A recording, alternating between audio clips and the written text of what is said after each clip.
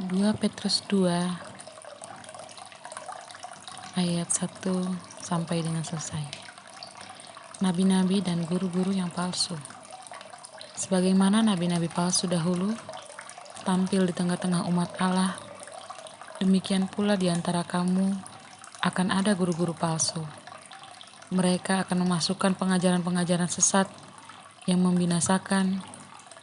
Bahkan mereka akan menyangkal penguasa yang telah menebus mereka, dan dengan jalan demikian segera mendatangkan kebinasaan atas diri mereka. Banyak orang akan mengikuti cara hidup mereka yang dikuasai hawa nafsu, dan karena mereka jalan kebenaran akan dihujat. Dan karena serakahnya guru-guru palsu itu, ia akan berusaha mencari untung dari kamu dengan cerita-cerita isapan jempol mereka. Tetapi untuk perbuatan mereka itu, hukuman telah lama tersedia dan kebinasaan tidak akan tertunda. Sebab jikalau Allah tidak menyayangkan malaikat-malaikat yang berbuat dosa, tetapi melemparkan mereka ke dalam neraka, dan dengan demikian menyerahkannya ke dalam gua-gua yang gelap untuk menyimpan mereka sampai hari penghakiman. Dan jikalau Allah tidak menyayangkan dunia purba, tetapi hanya menyelamatkan Nuh, pemberita kebenaran itu, dengan 7 orang lain, ketika ia mendatangkan air bah atas dunia orang-orang yang fasik. Dan jikalau Allah membinasakan kota Sodom dan Gomora dengan api, dan dengan demikian memusnahkannya, dan menjadikannya suatu peringatan untuk mereka yang hidup fasik di masa-masa kemudian. Tetapi ia menyelamatkan Lot, orang yang benar, yang terus-menerus menderita oleh cara hidup orang-orang yang tak mengenal hukum dan yang hanya mengikut hawa nafsu mereka saja. Sebab orang benar ini tinggal di tengah-tengah mereka dan setiap hari melihat dan mendengar perbuatan-perbuatan mereka yang jahat itu, sehingga jiwanya yang benar itu tersiksa. Maka nyata bahwa Tuhan tahu menyelamatkan orang-orang saleh dari pencobaan dan tahu menyimpan orang-orang jahat untuk disiksa pada hari penghakiman. Terutama mereka yang menuruti hawa nafsunya karena ingin mencemarkan diri dan yang menghina pemerintahan Allah. Mereka begitu berani dan angkuh, sehingga tidak segan-segan menghujat kemuliaan.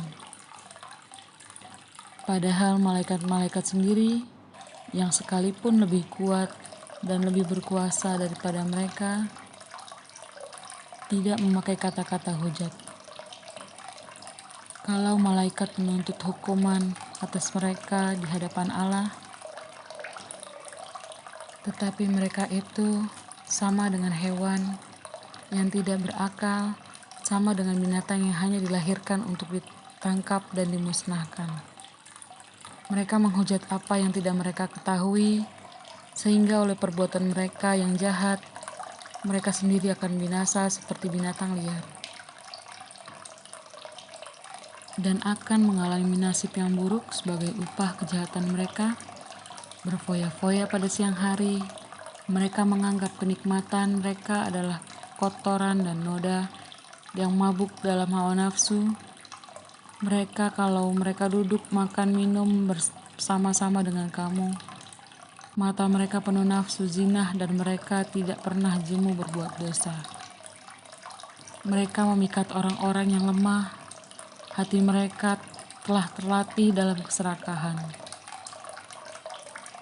Mereka adalah orang-orang yang terkutuk, oleh karena mereka yang telah meninggalkan jalan yang benar, maka tersesatlah mereka, lalu mengikuti jalan Bileam, anak Beor, yang suka menerima upah untuk perbuatan-perbuatan yang jahat. Tetapi Bileam beroleh peringatan keras untuk kejahatannya, sebab keledai beban yang bisu berbicara dengan suara manusia dan mencegah kebebalan nabi itu. Guru-guru palsu itu adalah seperti mata air yang kering, seperti kabut yang dihalaukan taufan, bagi mereka yang telah tersedia tempat dalam kegelapan yang paling dahsyat.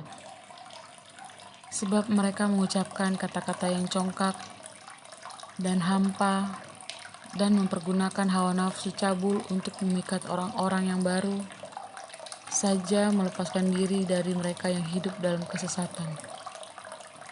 Mereka menjanjikan kemerdekaan kepada orang lain, padahal mereka sendiri adalah hamba-hamba kebinasaan. Karena siapa yang dikalahkan orang, ia adalah hamba orang itu. Sebab jika mereka, oleh pengenalan mereka akan Tuhan dan Juru Selamat kita, Yesus Kristus telah melepaskan diri dari kecemaran-kecemaran dunia, tetapi terlibat lagi di dalamnya, maka akhirnya keadaan mereka lebih buruk daripada yang semula. Karena itu, bagi mereka adalah lebih baik jika mereka tidak pernah mengenal jalan kebenaran daripada mengenalnya, tetapi kemudian berbalik dari perintah kudus yang disampaikan kepada mereka. Bagi mereka cocok apa yang dikatakan peribahasa yang benar ini. Anjing kembali lagi ke muntahnya, dan babi yang mandi kembali lagi ke kubangannya. Demikian firman Tuhan hari ini. Semoga kalian beristirahat dengan tenang dan nyenyak. Sampai jumpa. Terima kasih.